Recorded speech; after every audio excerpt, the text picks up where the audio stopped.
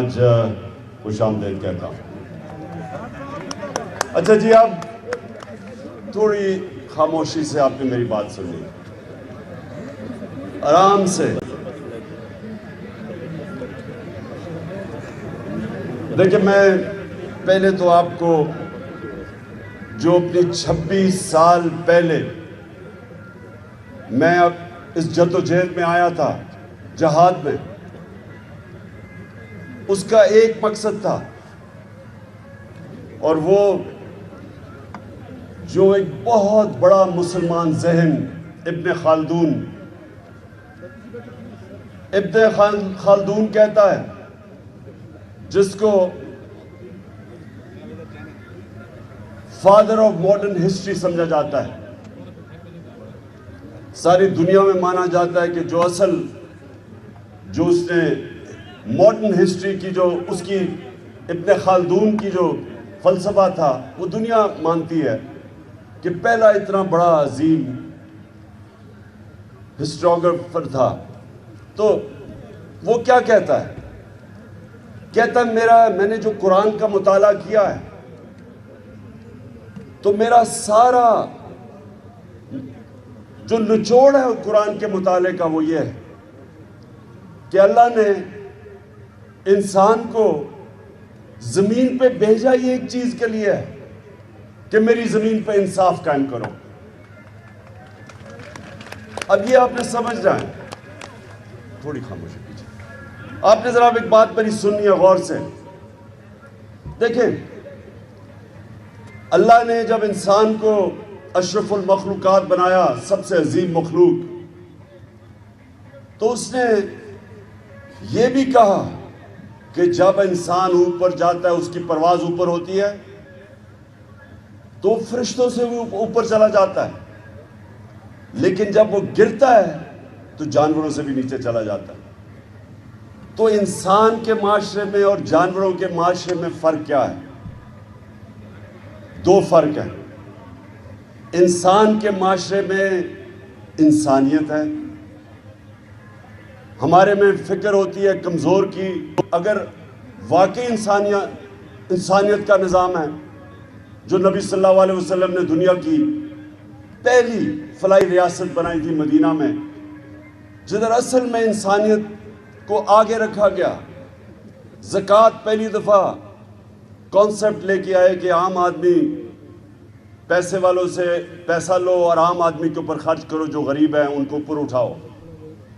یہ بڑا عظیم کانسیپٹ تھا فلاحی ریاست کا، جو آج مجھے افسوس سے کہنا پڑتا ہے کہ اسکینڈینیویا میں اگر آپ جائیں تو آپ کو صحیح معنی میں فلاحی ریاست نظر آتی ہے، لیکن شاید ہی کسی مسلمان ملک میں وہ فلاحی ریاست نظر آتی ہے جو نبی صلی اللہ علیہ وسلم نے کانسیپٹ دیا تھا مدینہ میں۔ اور دوسری جو جانوروں سے اور انسان میں فرق ہے، جانوروں کے نظام میں انصاف نہیں ہے، طاقت کی حکمرانی ہے۔ جو طاقتور ہے اس کے لیے ایک قانون ہے، اور جو بیچارہ کمزور ہے وہ چھپتا پھرتا ہے، کوئی اس کی حفاظت کرنے کو لیے نہیں۔ انسانی معاشرہ ہوتا ہے جدھر ایک کمزور کو تحفظ دیا جاتا ہے، اس کو قانون کہتے ہیں۔ قانون تو کمزور کو چاہیے، طاقتور تو ویسے ہی کبھی قانون کے نیچے نہیں آنا چاہتا، صرف کمزور کو قانون چاہیے طاقتور سے تحفظ لینے کے لیے۔ سو یہ میں آپ کو صرف انیشل بتا رہا ہوں کہ میں نے جب 26 سال پہلے اپنی یہ سٹرگل شروع کی تھی، تو یہ دو پرنسپل تھے، انصاف، انسانیت، اور تیسرا خودداری، کیونکہ لا الہ الا اللہ انسان کو آزاد کر دیتا ہے، کسی کا انسان کی اور ہر قسم کی غلامی سے آزاد کر دیتا ہے۔ ایک حدیث ہے کہ لا الہ الا اللہ انسان کو غیرت دیتا ہے، کسی کے سامنے نہیں جھکتا وہ۔ تو یہ تین پرنسپلز تھے۔ تو میں آج بات صرف انصاف کا کرنا چاہتا ہوں، اور میں آپ کے پاس اس لیے آیا ہوں کہ میں چاہتا ہوں کہ آپ اب میرے ساتھ مل کے اس ملک کی جو حقیقی آزادی کی جنگ ہے، آپ میرے ساتھ مل کے اس پہ شرکت کریں۔ جو خودداری ہے، جو علامہ اقبال غلام مسلمانوں کو جگا رہے تھے اپنی شاعری سے، خود ہی کو کر بلند اتنا، انسانوں کو اٹھا رہے تھے، غیرت دے رہے تھے۔ اور پھر شاہین تو وہ ہے جب اپنی زنجیریں توڑ کے اوپر جاتا ہے، غلام تو اچھا غلام بن جاتا ہے۔ مولانا رومی جس طرح کہتے کہ جب اللہ نے انسانوں کو کہتے جب اللہ نے تمہیں پر دیے ہیں تو کیوں زمین پہ رینگ رہے ہو؟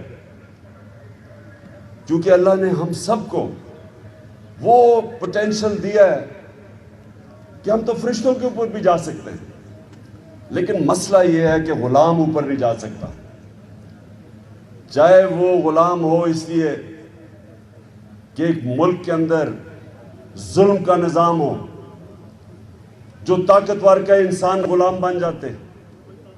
یہ جو فیوڈل سٹرکچر ہے یا جو جاگیردارانہ نظام ہے، یہ کیا ہے کہ جو اوپر جاگیردار ہے وہ قانون کے اوپر ہے، نیچے جو بیچارے ہیں ان کے پاس کوئی حقوق ہی نہیں ہے، تو غلام رہتے ہیں۔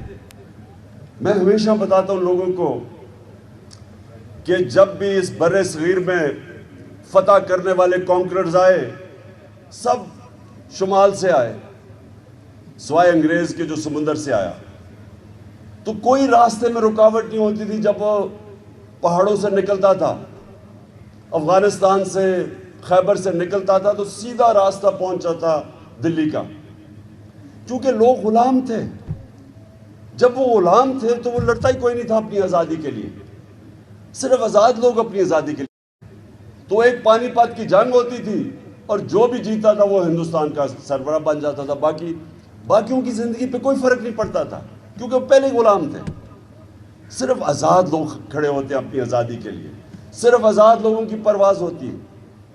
تو ایک تو ہم نے اپنے ملک کو، یہ جو ہم اوپر امپورٹڈ حکومت بیٹھی ہوئی ہے جو کہ بیرونی امریکی سازش سے ہمارے پہ مسلط کی گئی ہے، جو وہ ہر کام کریں گے جو اوپی سے حکم آئے گا، یہ آپ کے حقوق کے لیے کبھی کھڑے نہیں ہوں گے۔ انہوں نے پوری کیمپین چلائی کہ پاکستان میں بہت مہنگائی آ گئی، عمران خان کو اس لیے ہٹانا چاہیے کہ مہنگائی بہت زیادہ ہے۔ جو 4 مہینے میں ان کے دور میں مہنگائی آئی ہے، اس ملک کی تاریخ میں ایسی مہنگائی نہیں آئی۔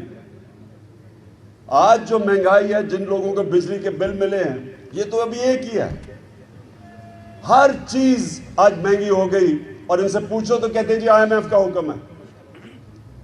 بلکہ ہمارے اوپر ایک نئی چیز، پہلے انہوں نے توہین مذہب لگا دیا میرے پہ، اب مدینہ میں جا کے لوگوں نے ان کو چور کہہ دیا، اس میں میرا کیا قصور تھا؟ میرے اوپر توہین مذہب، میرے اوپر یہاں FIR کاٹ دی۔ اب ایک منٹ اب شوکت ترین کے اوپر ایک اور نئی، اسے کہتے ہیں جی اس کو غداری کی دفعہ لگنی چاہیے۔ وہ کیا ہے کہ جی اس نے IMF کی توہین کر دی، توہین IMF، ایک اور FIR آپ کٹنے لگی ہے۔ تو ایک منٹ ابھی نہیں، تو ایک منٹ تھوڑا سا ذرا جذبہ سنبھالے، میں ذرا چونکہ آپ سے بڑی امپورٹنٹ باتیں کرنے آیا ہوں۔